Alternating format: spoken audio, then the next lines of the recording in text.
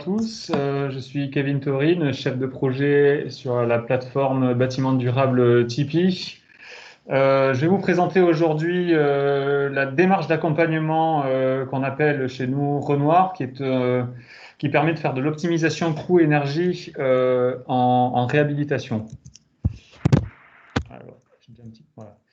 Je vais rapidement poser le contexte un peu dans lequel on intervient, puis vous présenter en bref, parce qu'il y a beaucoup de choses à dire, Renoir, un petit peu plus en détail technique la chaîne d'outils numériques qu'on utilise, et conclure sur un exemple avec un cas réel de réhabilitation sur lequel on a travaillé dernièrement.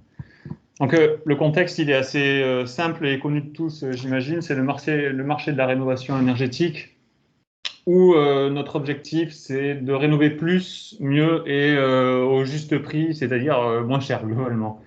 Donc on a un marché conséquent où en 2016, 116 000 logements sociaux ont été rénovés, en 2017, 125 000, qui représentent en gros 27 milliards d'euros. Et les objectifs sur les années à venir, c'est quelque chose comme 500 000 logements collectifs par an. Donc un marché en évolution constante, et une source de logement à rénover en constante évolution.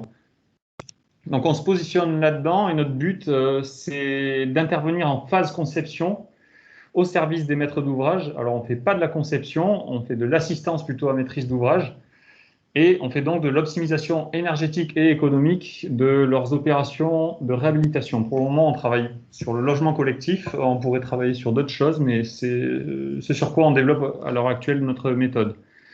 Les moyens qu'on met en œuvre pour réaliser ces accompagnements, c'est une combinaison d'outils numériques. Il y a principalement 4 outils numériques. Le premier, c'est un configurateur de maquette numérique, je le présenterai un peu plus en détail tout à l'heure.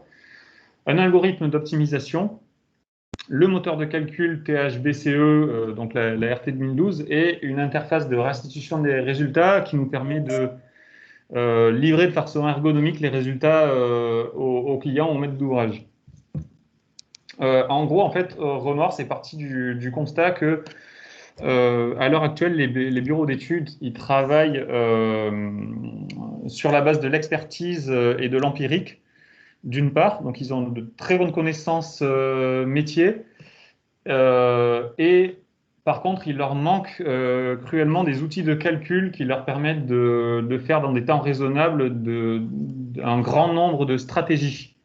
De tester un grand nombre de stratégies de réhabilitation. Et ben nous, on essaie de pallier à ces difficultés-là, d'explorer un champ des possibles beaucoup plus large, qui nous permet de réaliser une démarche d'optimisation en amont. C'est-à-dire qu'on ne vient pas proposer une ou deux stratégies de réhabilitation qu'on vient optimiser, on va en tester des centaines, voire des milliers, et c'est ça qui nous permet de dégager les grandes tendances et les stratégies les plus pertinentes.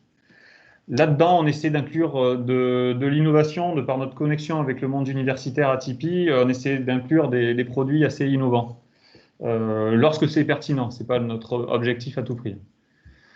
En gros, la genèse de Renoir, c'est parti d'un projet ADEME en 2015, sur lequel il y avait des partenaires ici que vous voyez.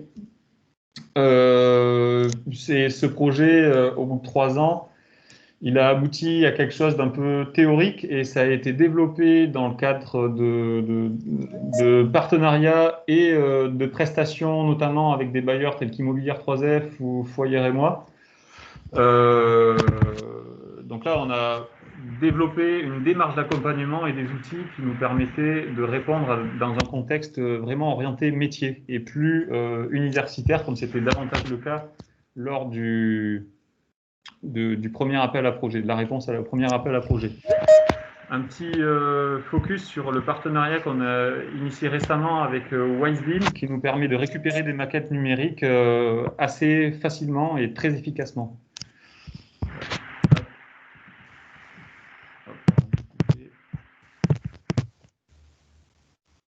Juste pour illustrer un peu, à l'heure actuelle, il y a quelques 250 logements en France où on a pu tester notre démarche sur des opérations réelles, un petit peu partout en France, comme vous pouvez le voir, et puis même un programme à venir en Espagne dans le cadre d'un projet subventionné Interreg Sudoué. Pour illustrer, bon, la vidéo ne se lance pas, c'est dommage. Je l'ai dit, la chaîne d'outils Renoir se compose d'un configurateur de maquette numérique. Donc là, le concept, c'est on récupère la maquette numérique et plutôt que de saisir à la main dans un logiciel les produits qu'on va venir tester sur chaque composant du bâtiment, donc les murs, les vitrages, la toiture, etc., on peut venir cliquer sur l'ensemble des composants de la maquette et ainsi venir configurer tout notre ensemble de stratégies de façon assez ergonomique. Ensuite, il y a un convertisseur de maquette numérique. Une fois que cette maquette BIM enrichie, elle a été saisie, on construit un modèle énergétique de bâtiment là-dessus. Et c'est ça qui va être la donnée d'entrée du moteur de calcul THBCE. L'algorithme d'optimisation va ensuite lancer des centaines, des milliers de fois même l'algorithme de calcul de la RT 2012 et tendre vers un ensemble de solutions optimales au sens Pareto, c'est-à-dire à la fois sur le critère CEP, consommation énergétique en énergie primaire, et sur le coût global. La démarche de Renoir, donc c'est une démarche qui s'appuie sur une chaîne d'outils. Pourquoi je parle de démarche? C'est parce que la chaîne d'outils, elle n'est pas prise en main par la maîtrise d'ouvrage, elle est prise en main par nos soins et à aucun moment le maître d'ouvrage il ne voit ce qui se passe d'un point de vue purement technique. Par contre, il y a toute une étape, il y a plusieurs étapes en amont de préparation du travail de saisie des modèles où on va prendre le plus d'informations possible sur l'opération, les contraintes, qu'elles soient techniques ou réglementaires, urbanistiques, etc., pour vraiment proposer un ensemble de stratégies qui soient sur mesure, qui soient vraiment adaptées au bâtiment sur lequel on est en train de travailler. À la fin, on obtient, donc là, si vous prenez un point c'est une stratégie de rénovation. Vous avez un nuage de points comme ça et vous voyez un front qu'on appelle front de Pareto qui se dégage et qui constitue donc des stratégies optimales. Tout ça, c'est pas forcément parlant, donc je vais illustrer pour finir sur un cas réel. Donc, on a travaillé avec Immobilière Atlantique Aménagement sur 3 résidences basées à côté de Poitiers, donc chaque résidence de 15 logements, environ 1000 m², et on a mis en place la démarche Renoir, c'était au mois de mars-avril, je crois, sur ces bâtiments-là. Alors là, je liste la solution, un peu ce à quoi on aboutit, enfin ceux qu'on a testés. Il y avait des contraintes sur les délais de livraison des travaux. Du coup, on a proposé de faire de la préfabrication. On a un petit peu adapté les modèles pour prendre ça en compte d'un point de vue énergétique et on l'a pris en compte aussi d'un point de vue coût. Vous voyez les produits qu'on a proposé de tester pour les vitrages, les protections solaires également, toutes les VMC qu'on a testées, 3 stratégies pour produire l'ECS. Soit on la laisse en l'état, soit on est venu positionner du solaire thermique ou du solaire hybride, c'est-à-dire du photovoltaïque thermique combiné. Et puis pour les murs extérieurs, par exemple,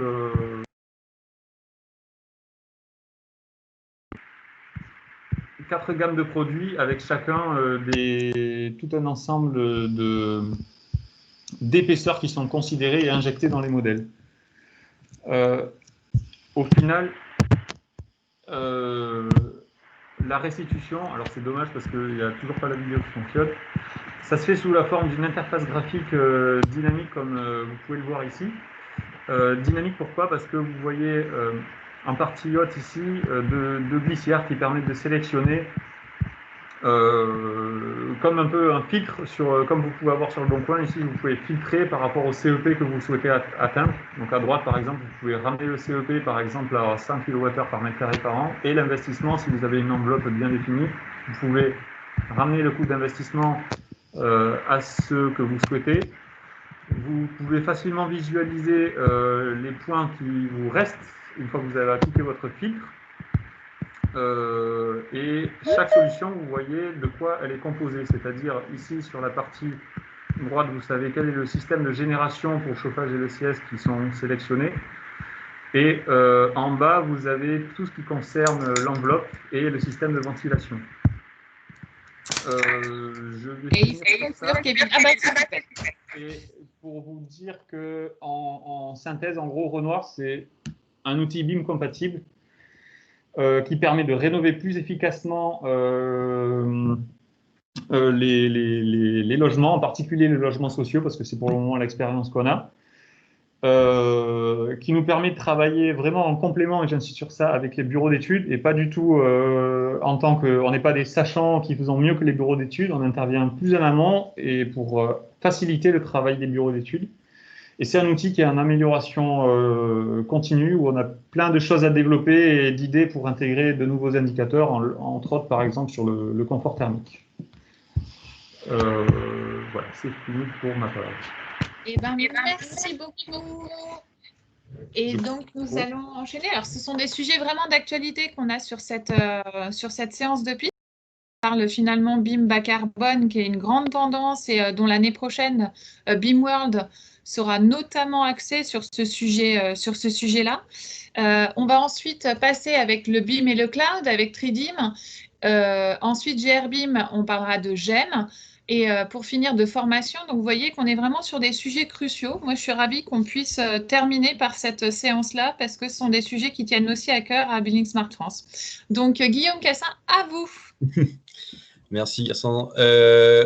Ok. Alors, je vais désactiver ma caméra quand même. Et du coup, je vais partager.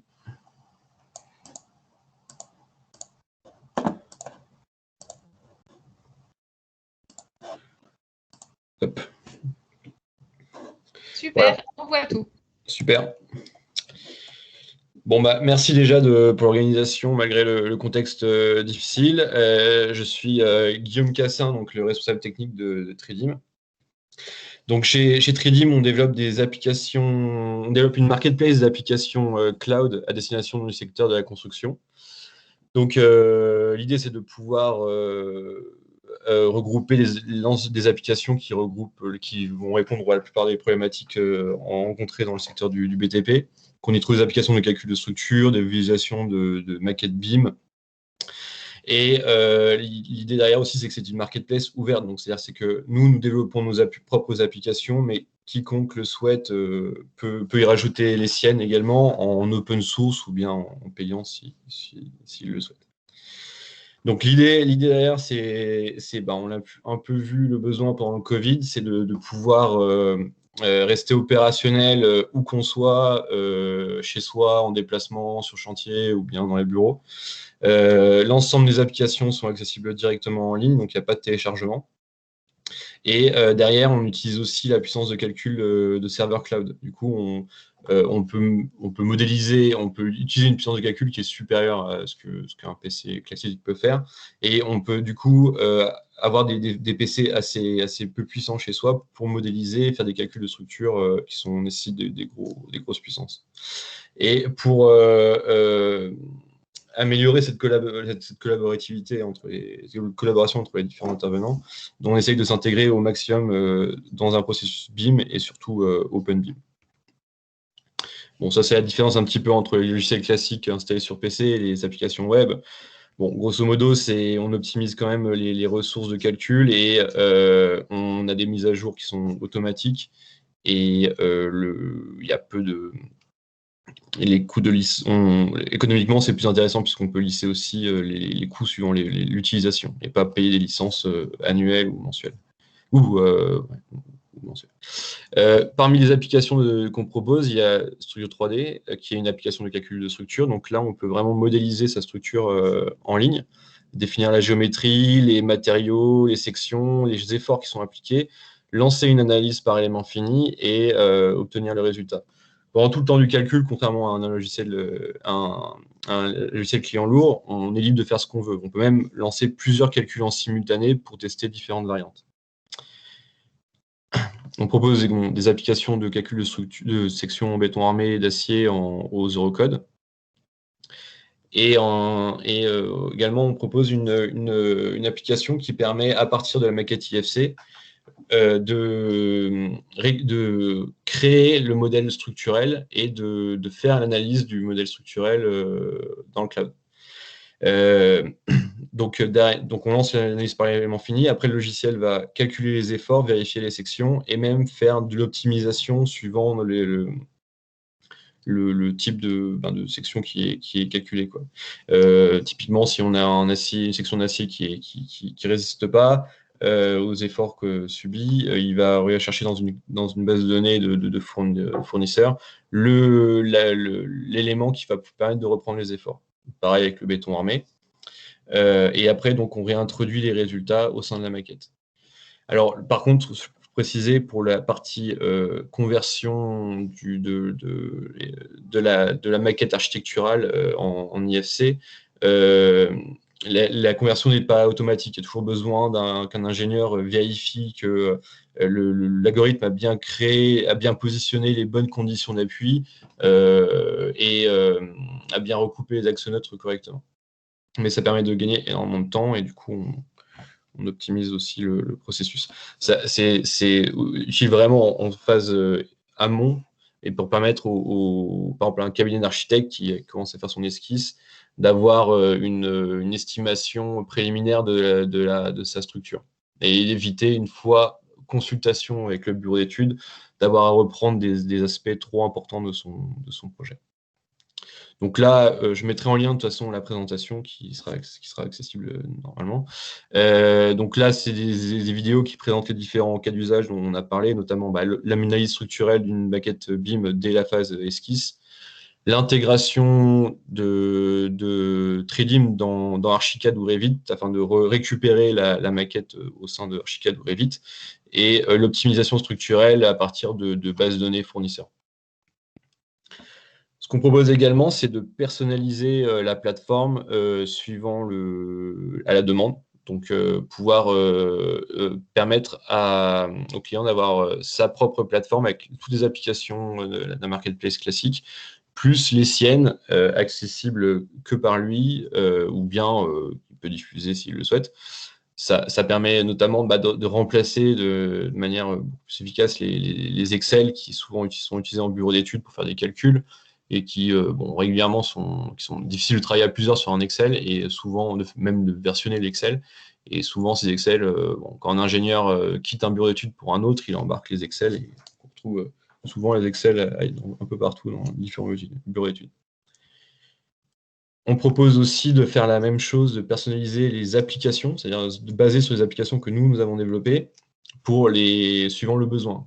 Là, typiquement, on nous a fait une demande de personnalisation de structure 3D pour le calcul des antennes et des pylônes électriques pour la mise en place de la 5G, et afin de pouvoir numériser le parc d'antennes existant et d'optimiser le calcul de ces structures-là. Normalement, les calculs de structure pour les pylônes, souvent, ou les antennes, ça prend 4 semaines. Là, en un jour ou 2 jours, on arrive à avoir un résultat, et ça permet de gagner du temps.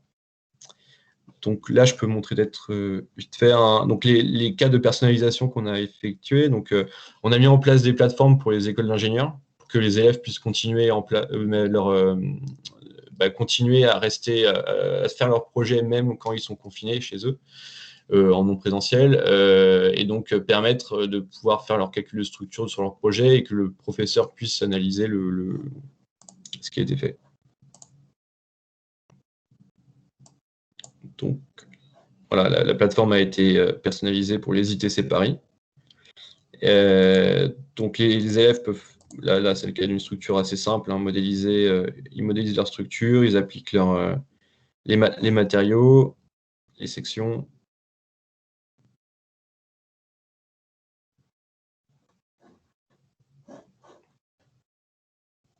J'accélère un petit peu, il lance je vais accélérer trop. Il lance le calcul de structure en ligne.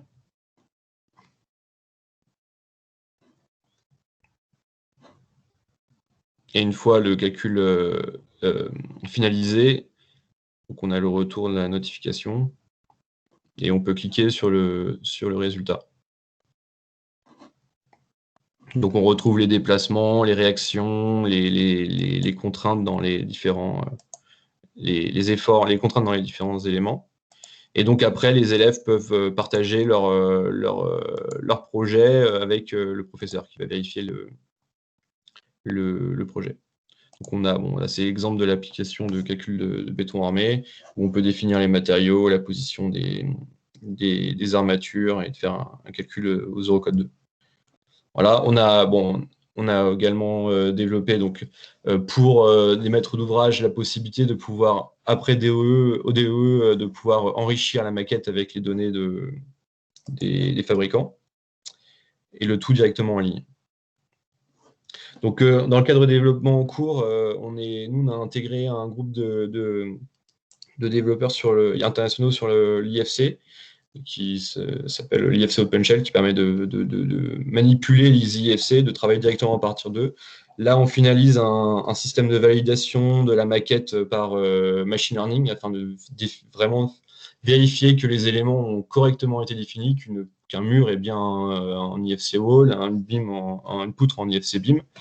On travaille également sur le fait de pouvoir exporter une vue IFC Structure Analysis pour enrichir la maquette avec les données qui ont été modélisées via la plateforme. Et enfin, on travaille de manière active aussi sur la partie IFC JSON, dont le but est de pouvoir manipuler l'IFC via une application web en temps réel. Donc, pouvoir charger l'IFC, permettre aux différents utilisateurs d'intervenir dessus, et derrière, de pouvoir, donc les informations sont stockées sur une base de données classique, et à tout moment de l'étape de la vie de projet, pouvoir en régénérer un IFC qui peut être réutilisé après dans d'autres logiciels. Et il faut conclure. Voilà, c'était la fin. C'était bien, c'est super. Je vais mettre par contre le lien de la vidéo, de la présentation dans le chat. Très bien. Et ils seront de toute façon, les présentations seront disponibles en plus de la vidéo dans l'extranet. Ouais, super. Dans l'extranet. Merci beaucoup, Guillaume. On va passer du coup à GRBIM. JB, tu l'as, qui parle aussi d'un autre sujet, le BIM j'aime, d'ailleurs. C'est quand même bien pour ça aussi qu'on fait du BIM. Donc, je te laisse la parole. Ouais, c'est moi qui lance la présentation PowerPoint? Oui, c'est mieux. Ouais. Comme ça, tu as la main dessus. Okay, donc, sur cette partie BIM et GEM et Asset, vous avez la présentation de Jean-Baptiste, et je vous laisserai poser des questions à la fin via le chat, toujours. La présentation est bien visible par tout le monde, Guersandre? Tout à fait. Je te remercie. Bonjour à tous. Ravi de partager ces quelques minutes avec vous pour finalement parler d'un sujet qui nous tient vraiment à cœur chez GRBIM, et qui est la notion de gestion, exploitation, maintenance, ou la mise en œuvre plutôt de la gestion, exploitation, maintenance en BIM au sein des bâtiments. Mon objectif sur ces quelques minutes, c'est bien sûr de nous permettre tous ensemble de poser les bonnes questions, et finalement de savoir comment, dès aujourd'hui, on peut aller vers un BIM GEM efficace et utile. La première partie contient finalement un état des lieux ou un positionnement de ce qui se fait aujourd'hui sur la partie gestion, exploitation, maintenance, où en fait on a quand même sur la partie BIM une grande majorité des projets qui se focalisent surtout sur la partie avant des OE, donc conception et réalisation, avec dans des modèles d'organisation ou de structure de projet où l'exploitant finalement qui intervient à la fin du chantier n'est pas toujours consulté, voire peu consulté, voire pas du tout consulté, alors que la donnée qu'on met dans les maquettes BIM sont censés ou est censé lui servir, et alors même qu'on a mis en place en amont, pendant le projet et pendant la réalisation, des outils comme des GTC ou des GTB qui permettent déjà de commencer à digitaliser finalement la donnée de notre futur exploitant. À tout ça, il faut ajouter qu'on a quand même certaines fois, ou en France en tout cas, une problématique d'outils pour exploiter les maquettes BIM en gestion, exploitation, maintenance. Les outils sont peu nombreux et pas toujours compatibles en totalité avec un processus BIM. On arrive à un constat qui est le même depuis longtemps, c'est que 70 à 75% du coût global du bâtiment concerne la partie gestion, exploitation, maintenance. À partir de ce constat-là, on a finalement deux éléments qui nous permettent d'arriver à ce chiffre qui sont la notion des techniciens qui, avec des outils peu digitalisés et peu transportables sur site, ont une perte d'efficacité opérationnelle, et des maîtres d'ouvrage qui, avec des DOE papier, en général stockés dans des caves, dans des bâtiments qui ne sont pas forcément sur les sites, ne permettent pas de retrouver une donnée soit rapidement, soit même fiable, parce que les éléments papier, les plans, les documents de type CCTP ne sont pas non plus mis à jour. Ce qui fait qu'au niveau de la gestion, exploitation, maintenance, on a vraiment une perte de données et une perte de performance. Même avec des outils numériques uniquement basés sur de la gestion, exploitation, maintenance, c'est compliqué de les emmener directement au cœur de notre bâtiment aujourd'hui. Du coup, la vraie problématique qu'on se pose, c'est comment, dès aujourd'hui, on peut mettre en œuvre une action BIM, gestion, exploitation, maintenance, efficace et utile. C'est vraiment ça la problématique de notre propos. Aujourd'hui, on considère que la gestion, exploitation, maintenance arrive finalement en fin de processus. Et qu'avant la gestion, exploitation, maintenance, on a notre fameux DOE, notre partie chantier ou construction du bâtiment, la conception et enfin la programmation. Si on part dans un processus BIM classique, il est en fait intéressant de repositionner le BIM GEM non plus comme une finalité, mais comme quelque chose de primordial à penser en premier. Pourquoi? Parce qu'en fait, notre finalité va devenir notre but premier, notre but à atteindre, notre objectif principal, notre enjeu principal. Et donc, du coup, quand on va essayer de mettre en place la démarche de BIM GEM, on va avoir une continuité du processus BIM pour de la gestion, exploitation, maintenance, finalement presque inversée dans la démarche de programmation. On va mettre en place déjà, dès en amont, la problématique du DOE pour la vérification du projet au tel que construit, de notre modélisation à intégrer dans le BIM GEM au tel que construit. On va également mettre en place les éléments de données qui feront partie finalement de la maquette BIM exploitation, cette donnée, que ce soit du niveau graphique ou que ce soit du niveau d'information à mettre en place en conception ou en chantier. Et donc toute cette partie de données de graphique ou de tel que construit doit être pensée dès en amont au moment de la programmation. Et c'est parce qu'on aura pensé tous ces objectifs et ces enjeux dès le départ que notre BIM GEM pourra finalement être de meilleure qualité. L'objectif BIM, c'est vraiment d'avoir un processus BIM sur le cycle de vie du bâtiment et d'avoir une modélisation projet qui soit à la fois utile dans la partie conception-réalisation, aussi dans la partie gestion, exploitation, maintenance, mais aussi dans les futures reconstructions, réaménagements, restructuration, agrandissement du bâtiment. Et c'est parce qu'on aura réussi à intégrer finalement cette modélisation projet dans sa quasi-totalité au sein même de l'outil gestion, exploitation, maintenance, qu'on aura une interface et une réversibilité de ces outils ou de ces maquettes qui sont des vraies bases de données, qu'on arrivera à avoir un vrai BIM GEM, si j'ose dire. Alors chez GRBIM, on développe depuis 3 ans une solution qui s'appelle le BIM Player, qui existe, qui est sortie, qui est une solution justement de modélisation 3D texturée basée sur de l'IFC malgré tout, comme on peut le voir sur les images, où on peut venir récupérer la donnée, modifier la donnée pour avoir une interaction avec la maquette en temps réel directement sur le bâtiment, pour pouvoir mettre en place du ticketing et mettre en place finalement un processus collaboratif autour de tous les acteurs du bâtiment, y compris potentiellement les usagers qui sont au cœur de ce bâtiment-là. Et on va vraiment sur une volonté justement de mettre cette modélisation projet, cette modélisation telle que construit, au cœur de la solution BIM GEM. Seulement, je viens de vous parler de notre solution, mais avant, on a quand même quelques prérequis à mettre en place, qui sont notamment le fonctionnement de la gestion, exploitation, maintenance du maître d'ouvrage dès aujourd'hui. Est-ce qu'il en a une finalement? Est-ce qu'il n'en a pas? Et c'est la stratégie patrimoniale Est-ce qu'il utilise déjà des logiciels aujourd'hui? Parce qu'on sait très bien que la gestion exploitation maintenance sur le cycle de vie du bâtiment est quelque chose de long et on ne peut pas perdre toute la donnée qu'on a déjà, sur laquelle on a capitalisé déjà depuis 5 ans, 10 ans ou 20 ans. Et donc, il va falloir déjà définir quelle est la stratégie aujourd'hui du maître d'ouvrage, quelle est la stratégie future en termes d'objectifs, en termes d'enjeux, mais aussi en termes de budget. Et les outils de plateforme BIM-GEM aujourd'hui doivent aussi anticiper les problématiques de connexion avec les outils gestion, exploitation, maintenance d'hier.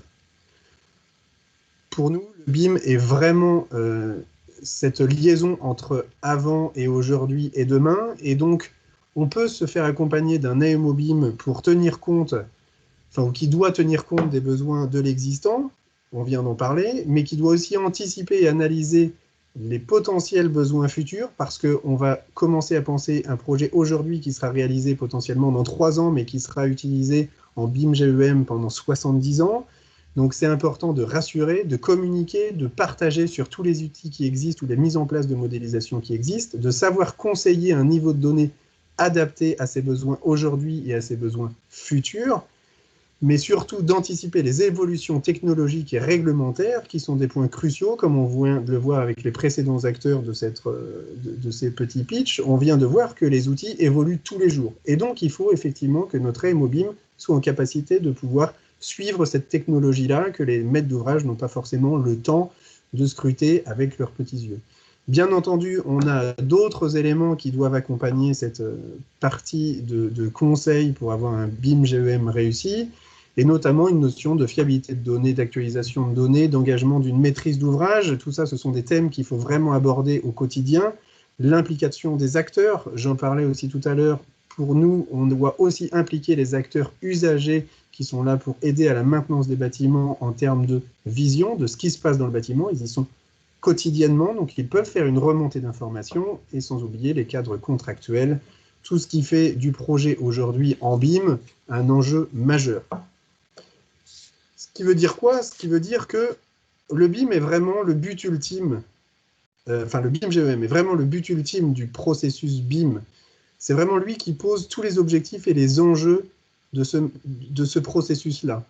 On est vraiment sur un modèle qui se construit, et c'est pour ça qu'avec cette construction-là, il doit accompagner la transition numérique des bâtiments, tous ces enjeux économiques et environnementaux d'aujourd'hui et de demain. C'est vraiment le challenge du BIM, et particulièrement du BIM-GEM, pour pouvoir vraiment monter ou faire monter en compétence l'ensemble des acteurs de la filière. Voilà, Gersandre. Ah, c'est le perfect timing quand même, hein. À 10 minutes top chrono, je trouve que chapeau, chapeau. Ben, merci, parce que c'est un sujet qui est complexe, important, et du coup, tu as su le présenter de manière très synthétique, et c'est bien agréable de voir le positionnement de ce que ça peut donner pour la maîtrise d'ouvrage aussi, pour les emmener. Et on va terminer donc cette séance de pitch par WeLearn sur la partie formation, parce qu'on comprend bien qu'il y a de l'humain derrière tout ça. Asanjay, est-ce que vous pouvez prendre la main, mettre votre caméra et puis projeter votre PowerPoint et vos vidéos? Et ce sera parti pour 10 minutes. Et je vous confirme. J'ai mis la caméra. Et voilà, et on a bien bon la présentation. C'est Bien la parfait, il faut présentation. juste la passer en mode diaporama, parce que là, on a les... Ah, très bien. Voilà. Alors, ce que je vais faire par contre, c'est comme il y aura de la... Je vais la refaire. Pas de souci. Et si la caméra, vous sentez que ça risque de plomber le réseau, vous pouvez la couper si vous le souhaitez, il n'y a pas de souci. Très bien. Je vous dis quand on voit à l'écran. C'est bon? C'est bon, c'est parfait. Et c'est parti. Alors, WeLearn, je vous présente WeLearn de Casablanca, du Maroc. Et bon, on a 1 heure de différence, sinon c'est la seule différence, je pense, qu'on a. Bon, dans le BIM aussi, on avance un petit peu, on avance à grands pas. Et WeLearn, justement, est dans la formation, dans le BTP, dans tout l'écosystème. Je vais vous en parler un peu plus en détail par là tout de suite. Et justement, on a vu que dans la formation, ce qui arrive tout de suite, c'est tout ce qui est relatif au BIM. Donc, on a développé on a été un peu, on va dire, précurseur dans le BIM au Maroc. Donc, j'ai respecté ce que vous m'avez demandé, donc j'ai fait 5 slides, et je terminerai peut-être dans les 10 minutes, comme vous l'avez précisé. Alors, qui sommes-nous? Donc, WeLearn, comme je vous l'ai dit précédemment, notre essence, c'est créer et diffuser le contenu. Quand on a développé WeLearn, la logique, c'était que sur les chantiers, les gens, bon, de toute, on va dire, de l'ensemble de la trame, de l'architecte à l'ouvrier, n'ont pas le temps de se former, en tout cas dans notre environnement. Ils sont sur le chantier, ils sont en tout cas dans leur bureau, mais le temps qu'ils peuvent allouer à la formation est restreint. Deuxième chose, la formation dont ils ont besoin, c'est plus de l'expertise que de la formation. C'est-à-dire que lorsqu'un problème technique se déclenche, il faudrait qu'ils aient la réponse tout de suite. Ce n'est pas une formation dans laquelle ils vont se former, ensuite prendre le temps de l'exercer sur une année ou plusieurs. Il faudrait qu'ils aient une réponse sur leurs contraintes techniques. Voilà, donc c'est d'où le fait d'avoir développé WeLearn. Donc nous sommes devenus donc, une jeune entreprise innovante. Cette appellation est donnée par ce qu'on appelle au Maroc l'Agence de développement digital, l'ADD, aux entreprises, on va dire aux startups. Bon, on a 4 ans, on est un peu plus qu'une startup aujourd'hui, dans le business model et dans les résultats. Nous allons nous installer, nous sommes en cours d'installation en France, dans le cadre du passeport talent, et nous hésitions entre 2 régions. Voilà, donc je pense que cela a été clarifié ces derniers mois. Donc voilà, nous sommes convaincus que la diffusion la plus large possible des nouveaux savoir-faire en BTP permettra déjà un nivellement vers le haut et une rupture technologique. Nous sommes un studio de production audiovisuelle au sein du Technoparc Casablanca. C'est un hub de l'ensemble de l'écosystème, on va dire, digital du Maroc. Il intègre aussi bien des startups que des grosses corporations opérant dans le digital. Nous, alors, petit à petit, on nous a sollicité pour faire du syndic de corporations professionnelles. Nous représentons des organisations professionnelles dans le BTP au Maroc. Voilà. Et dernier, nous avons créé une filiale WeSim, donc WeLearn et puis ensuite WeSim. C'est une start-up dans le SIM et elle est associée à la première ville Smart City, on va dire, au Maroc, dans la région de Casablanca. Donc nos produits. Comme je vous ai dit au départ, nous faisons de la gestion d'associations. Donc nous gérons l'association marocaine des industries de mortier au Maroc, ainsi que l'association marocaine du béton Pôle emploi. Enfin, nous faisons pour eux et pour d'autres des événements scientifiques. Donc, nous avons organisé pour les bureaux de contrôle au Maroc leur journée scientifique, pour les promoteurs immobiliers d'eux-mêmes, la journée nous avons essayé de mettre en valeur les femmes dans le secteur du BTP. Voilà, donc on a créé énormément d'événements avec le ministère de l'Habitat. Donc, du fait que nous diffusons le contenu, nous avons été sollicités pour justement créer de l'événement autour du contenu. Donc voilà, c'est venu vers nous. Alors, nous développons des MOOC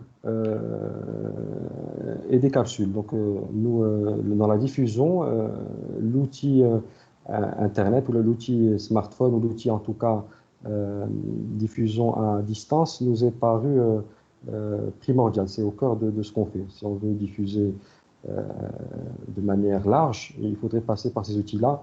Et je pense que malheureusement, on va dire, le temps nous donne peut-être raison aujourd'hui. Donc voilà, je vais vous lancer rapidement, et vous me dites si vous l'entendez, un petit extrait de ce que nous avons développé comme MOOC sur le béton.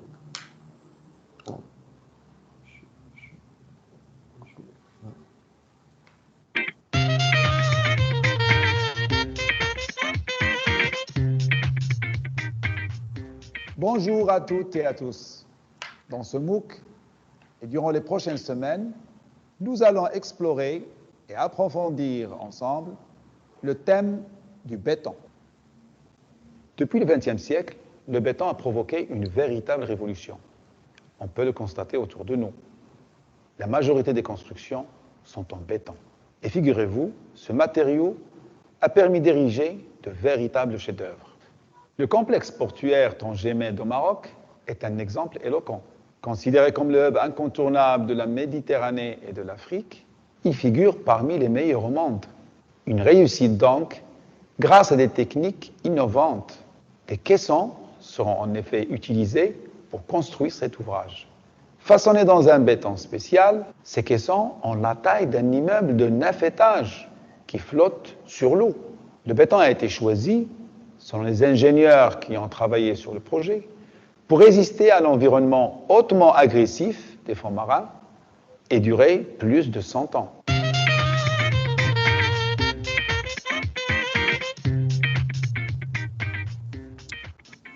Alors voilà, donc nous avons développé ce type de MOOC que si vous souhaitez, vous pouvez le suivre dans les jours qui suivent. Alors c'est un MOOC qui a été produit, réalisé par WeLearn. Donc c'est WeLearn qui a pu regrouper autour d'elle tout l'écosystème du béton au Maroc et est allé le développer avec l'école Hassania Travaux Publics, c'est l'équivalent des points chaussés en France.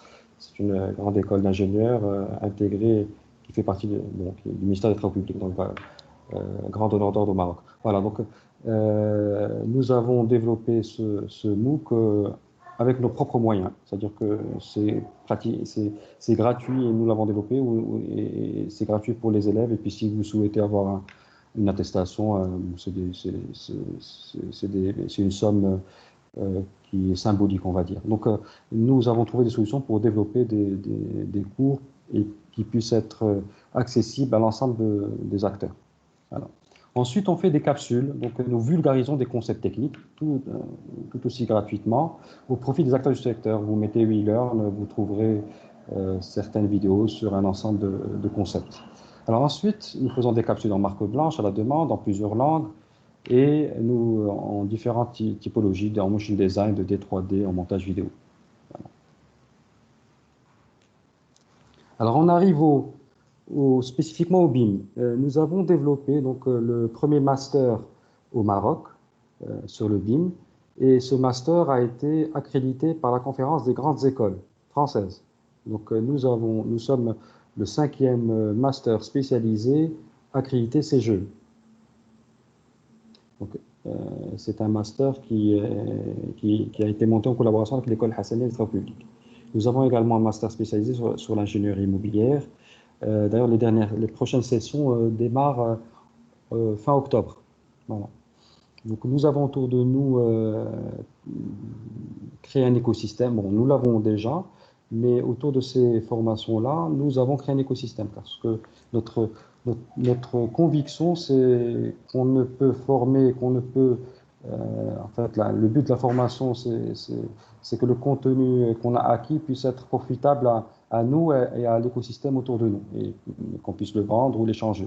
Donc, pour ceci, il faudrait un écosystème complet. Donc, nous avons autour de nous un écosystème, ce qu'on appelle des partenaires institutionnels. Donc, vous allez voir le Conseil national de l'ordre des architectes, les bureaux d'études, les promoteurs immobiliers, les bureaux de contrôle, les ingénieurs géomètres topographes, le ministère des Travaux publics.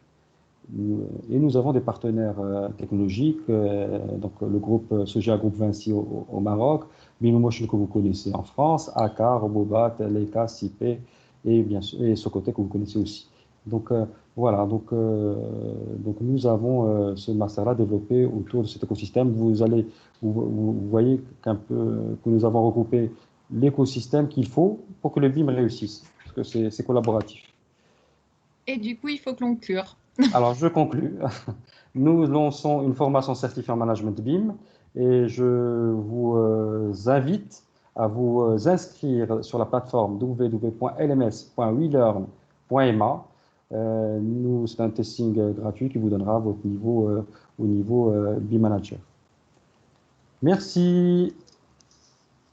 Voilà, vous avez nos coordonnées. Ah, merci beaucoup. Merci Hassan d'avoir tenu le timing. Avec 5 slides. Tout à fait. Du coup, alors, je vais regarder. Il y avait une question pour GRBIM dans le chat et moi, j'ai aussi quelques questions pour vous. Alors, dans le chat, Jean-Baptiste, pouvez-vous préciser les fonctionnalités de... Si je retrouve, merci. J'arrive.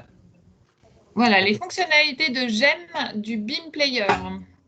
Oui, alors le BIM Player est une solution BIM gestion exploitation maintenance. Donc c'est une plateforme qui permet d'accueillir une modélisation 3D en IFC texturée avec la donnée qui la contient. Et en fait, cette modélisation est au cœur de la solution.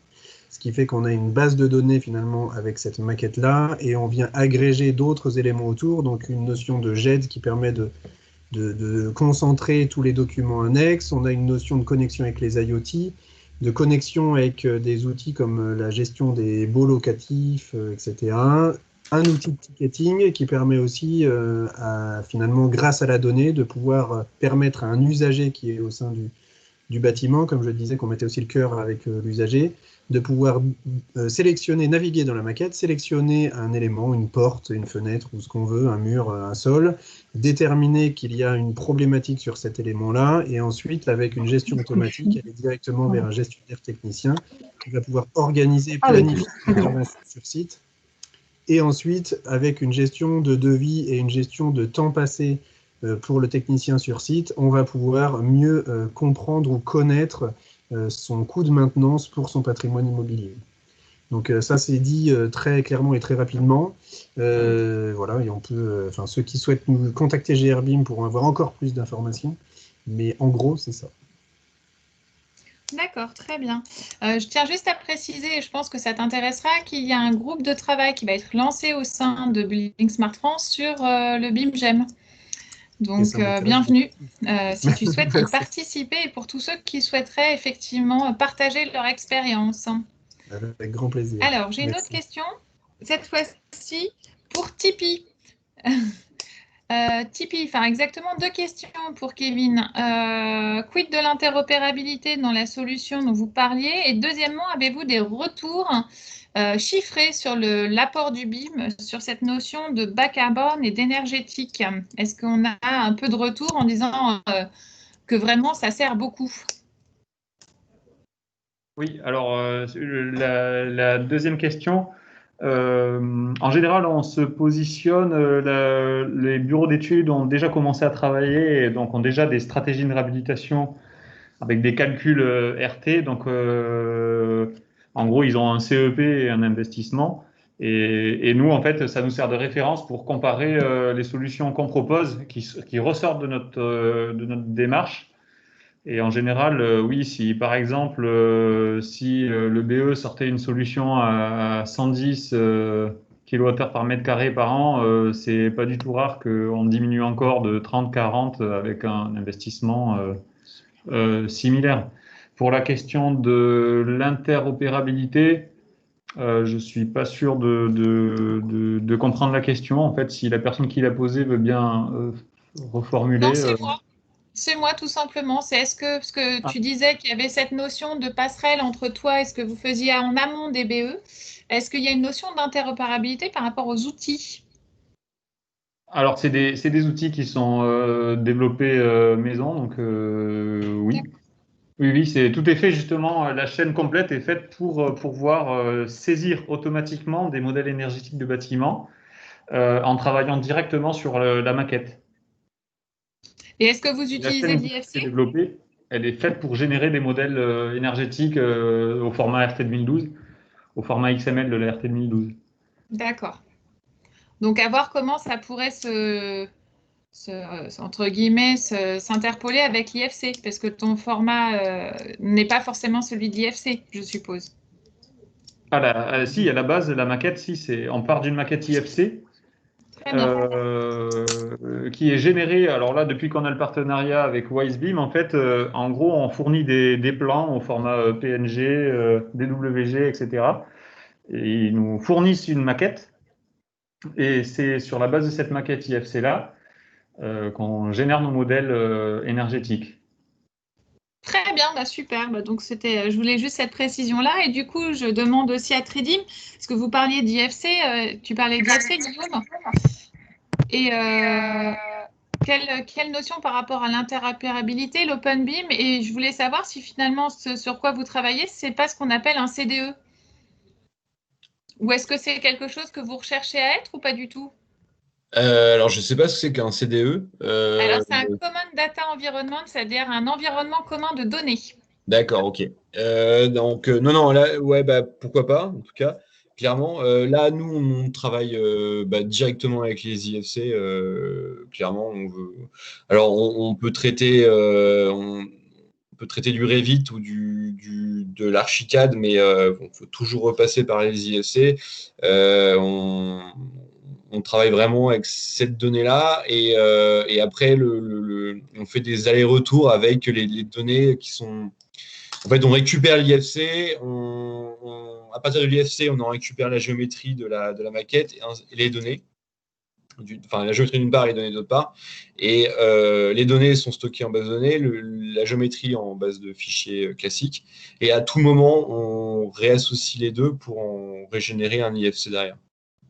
Donc, c'est l'input est l'IFC et l'output sera l'IFC aussi, même si au milieu, il y a un passage par du format un peu plus usuel dans le web, qui est le JSON, par exemple. Super. Bah donc, du coup, nous, il y a des travaux qui vont continuer sur les IFC. Je t'engage à aller les suivre en tant que membre. Je pense que ce sera intéressant parce que Ouais. pour tous ceux qui manipulent de l'import-export en IFC, c'est vraiment intéressant de voir comment ça se recolle. Voilà, l'idée derrière, c'est vraiment d'éviter de passer par un échange de fichiers, quoi. Mais de toujours pouvoir repasser par la case IFC quand on le souhaite. Voilà. Super. Eh ben, merci.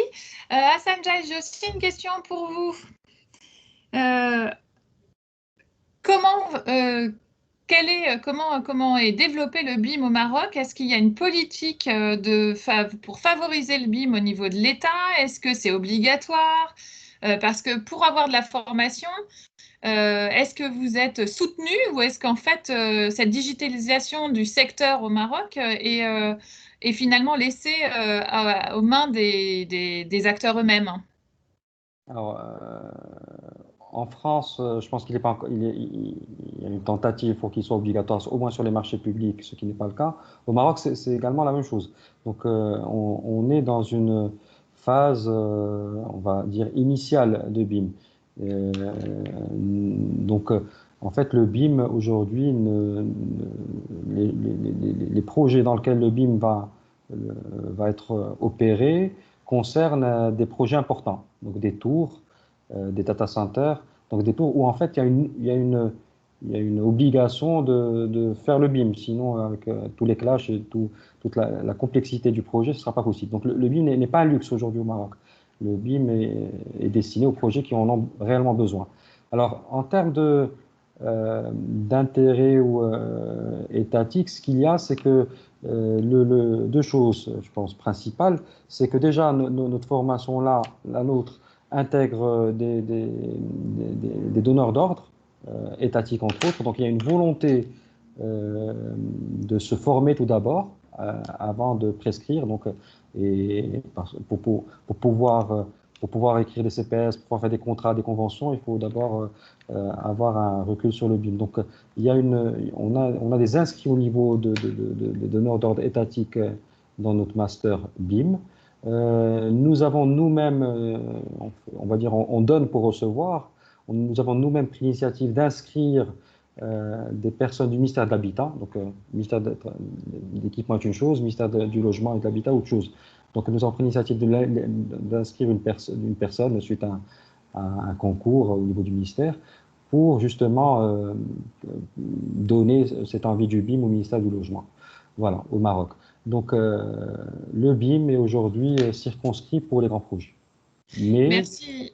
Voilà, donc, alors je parlais peut-être rapidement de WICIM, j'espère peut-être qu'on en parlera lors du salon 2021. Alors, c'est une initiative, en fait, c'est une start-up qui, justement, c'est sur une ville nouvelle qui est en train d'être construite au Maroc, une Smart City, où nous développons, on va dire, un gateway BIM. Donc, ça commence, mais c'est encore, je veux dire, c'est encore assez, comment dire le terme, pas embryonnaire, mais au-delà. Mais voilà, donc on n'est pas au niveau français. Très bien. Alors, je vais juste préciser, en France, ce n'est absolument pas obligatoire, effectivement. Exactement. On est sur de l'incitation.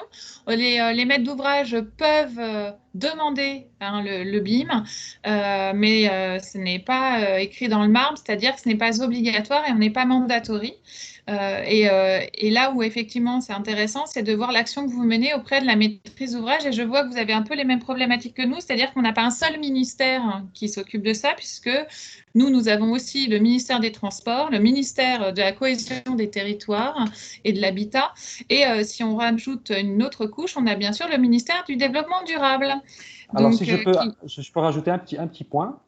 3 secondes. Et après, il faudra que je clôture. Alors, la pandémie a accéléré une réflexion déjà pour sortir de la crise, pour gérer la crise, sortir de la crise et imaginer la crise. Nous avons été sollicités par l'ensemble de l'écosystème avec qui nous travaillons, d'où cet intérêt de travailler avec l'écosystème, pour justement donner des avis sur le futur du bâtiment. Dans un certain nombre, sinon la plupart de ces recommandations faites au ministère, justement l'introduction du BIM de manière plus drastique a été inscrit. Justement, je pense que ce qui se passe aujourd'hui, la digitalisation du bâtiment va encore accélérer ça. Alors, il y a aussi un événement sur le Maroc, c'est que le Maroc peut se positionner sur le modulaire, l'off-site.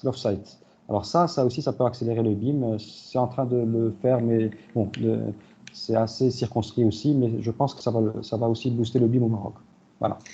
Eh ben, merci beaucoup. Merci à tous les intervenants d'avoir passé ce moment avec nous. Merci du coup d'être ces derniers intervenants, dernier pitch de ces 2 jours sur l'Open BIM et le BIM pour tous. Je vous dis à très bientôt, le 5 novembre pour les 24 heures du BIM, toujours avec BIM World, et l'année prochaine, édition en vrai, en chair et en os, on espère bien, avec masque probablement. Mais merci à tous et à très bientôt. Merci, au revoir. Merci. Au revoir. Merci.